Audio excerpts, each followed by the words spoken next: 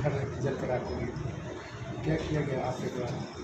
ये सब कुछ जब आग लगी उसी समय हमको खबर मिल गई, लोग बुझा रहे थे, हमको फ़ोन भी किए थे, तो तत्कालीन लाभ के लिए हम लोग जो आगे फ़ोन करते हैं फायर ब्रिगेड को फ़ोन हुआ, अधिकारियों को बताया गया, तो सारा चीज़ संपर्क किया। फिर फायर ब्रिगेड की गाड़ी जो है कहाँ तक पहुँची, दामोदरपुर पहुँची कि नहीं उतना तक हम लोग चीज़ किए। फिर हमारे समर्थक लोग जो वहाँ पहुँच गए रात को, तो सारा व्यवस्था आग बुझाया गया। आग बुझाने के बाद कम्युनिटी किचन जो है चालू किया गया, उसके बाद चेक जितने लोग थे सभी लोग को चेक किया। सर अभी तक उन लोग को जो है छत नहीं मिल पाया है, कब तक मिलेगा? इसके लिए क्या कुछ सोच रखा आपने? देखिए, छत का जो प्रक्रिया है बहुत कठिन है, क्योंकि केंद्र प्रायोजित योजना है छत के लिए।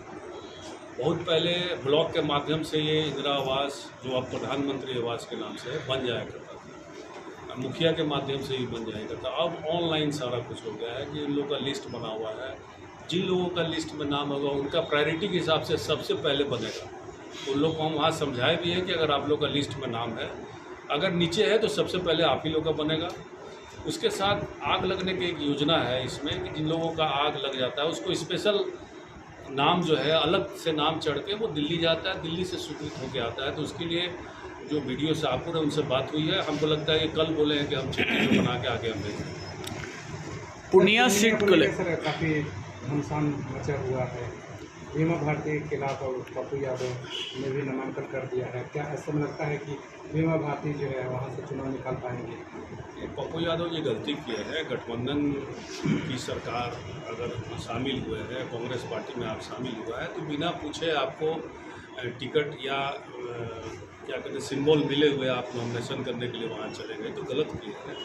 आपको ठीक है पूर्णिया नहीं है, आप मधेपुरा से भी सांसद रहे हैं, कहीं और पार्टी यहाँ मिलती है, अगर आप इतने बड़े चेहरा है बिहार में कहीं भी लड़ सकते थे। लेकिन जब गठबंधन में तय हो गया कि वो राजद को गया था तो उनको नॉमिनेशन नहीं करना चाहिए था। और बीमा भारती अति पिछड़े समाज से आती है, 4-5 बार विधायक रही है, उसी इलाका के रहने वाली है, तो मौका मिल रहा था अति पिछड़ा को, तो वहाँ जाके उनको नॉमिनेशन नहीं करना चाहिए। सभा को संबोधित करते हुए पप्पू यादव रो रहे थे और कह रहे थे कि हमने लालू प्रसाद यादव के पास गया था और बोला भी कि मैं बड़े बेटे की तरह है, हमको पूंजिया दे दीजिए, हम पूरा गिड़गिड़ा रोए, कहीं ना कहीं हम मेरे साथ धोखा हुआ।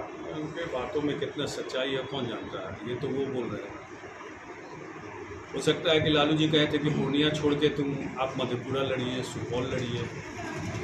कांग्रेस पार्टी सोचिए कि उनकी पत्नी को राज्यसभा से इनको बिहार से उम्मीदवार बनाया, ऐसे कई सीनियर नेता कांग्रेस को बाईपास करते हैं, तो हो सकता है लालू जी ये भी कह रहे होंगे। तो उनके बातों में कितनी सच्चाई है कौन जानता है। लालू यादव पे ब्लेम भी लगा रहे हैं कि मेरी राजनीतिक कैरियर ख़त्म करने पे लगे हैं लालू परिवार के लोग।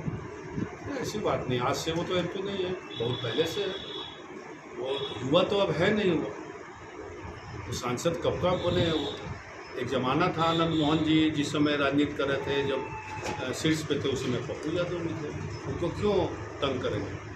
पिछले में चुनाव में उनकी जमानत जब्त हो गई, सर वो तो पिछले चुनाव में जमानत जब्त हो गई। इसके पहले राजद से लड़े थे, हमको यहाँ आप लोग को याद हुआ करिए, रांची जेल में जाके मिले थे पप्पू यादव जी और राजद के सिंबल पे जीते। उसके बाद फिर लालू जी को तेजस्वी जी को उल्टा सीधा करने लगे।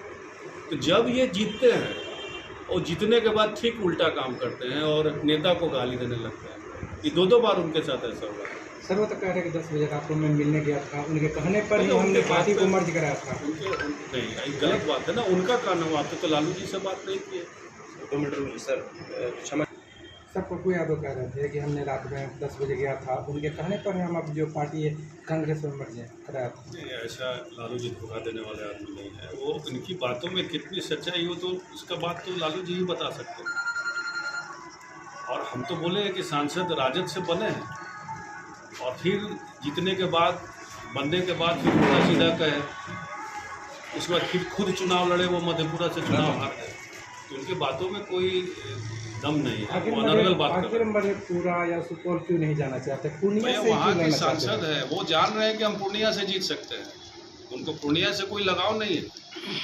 वो परिसीमन के बाद उनको लग रहा है कि सेफ सीट मेरे लिए पूर्णिया है। मधेपुरा जबकि हम जहाँ तक जानते हैं उनका मतलब जगह है, वहीं के रहने वाले हैं वो। तो सर आप भी मानते हैं कि वो पुनिया से जीत जाएंगे, यानी बीमा भारती इस बार वो हार सकती है? जीतेंगे या हारेंगे ये हम नहीं जानते, वहाँ की जनता तय करेगी। लेकिन बीमा भारती उसी इलाका के हैं और जदयू में रही हैं। वो हमारे आप देखे होंगे वोटिंग में भी, सरकार में रहते हुए भी सरकार के खिलाफ बोल रही थी। बीमा भारती जी से पहले हम लोग की बातचीत हो गई थी, तो जब बातचीत हो गई तो पप्पू यादव ज़बरदस्ती जाके एंट्री कर ली। उनको मन में 6-5 लगा हो तो तुरंत वो मर्जर किए होंगे, जाके पूर्णिया में कैंप कर गए। जबकि जब तक सिंबल किसी को नहीं मिलता है तब तक आदमी घोषणा नहीं करता। पूर्णिया में 3 लोग आगे हैं, पप्पू यादव, बीमा भारती, जेडीयू से संतोष कुशवाहा। क्या लगता है कि बीमा भारती इस बार चुनाव निकाल लेगी या हार देखिए, हम तो बोल रहे हैं कि जनता पे है, और कुशवाहा जी 10 साल सांसद रहे हैं, उनकी काफ़ी विरोध है। ऐसे भी पूरे बिहार में 39 सीट में सभी सांसदों की स्थिति खराब है। कोई सांसद अपने इलाका में कोई काम नहीं किए, 1-2 अगर छोड़ दिया जाए, बाकी सभी सांसदों से क्वेरी हो रही है, प्रश्न हो रहा है, हर गांव में विरोध हो रहा है, हर जगह ये चर्चा है। बक्सर में आप देखिएगा कि टिकट काट दिया गया, आरा में भी वही हालत है। आरा का देखा गया कि तो हर जगह आर के सिंह आरा में घूम रहे थे, टिकट मिलने के बाद से कुछ गाँव में किया ही विरोध नहीं, किया लोग गया। कुछ नहीं काम किया गया। शाहपुर विधानसभा क्षेत्र में कोई बड़ा काम सांसद के नाते, साथ साथ केंद्र सरकार के मंत्री होने के नाते कोई भी बड़ा काम बता दिया जाए।